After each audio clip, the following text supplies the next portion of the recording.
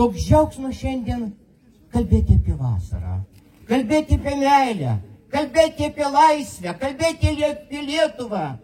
O kažkada buvo, kad reikėjo pagalvoti, patylėti ir žinoti, kada pasakyti, o gal geriau nieko nesakyti. Apie tuos laikus poetas Jonas Strielkūnas rašė: buvo vakaras, mėlynas, mėlynas, tarsi rašalas tušinuke, vos lingavo pavargusios vėliavos, buvo šventė šiokia ir tokia. Mes lindėjome savo kleimus, rovėm plaukus ir graužėm nagus ir tylėjom, tylėjom, tylėjom. Štai už ką netleis mums dangus.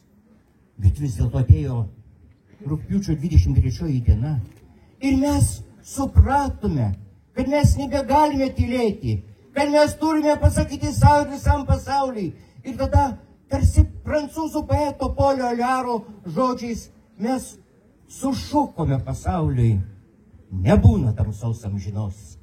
Ir todėl visada tikėk, kad net skausmo gelmė yra atviri langai, apšviesti langai, ir yra svajonė gyva, ir įvykdomas noras, ir pasotintas alkis, ir yra kilni širdis, ir ranka ištiesta, ir akys atidžios, ir kitiems atiduotas gyvenimas.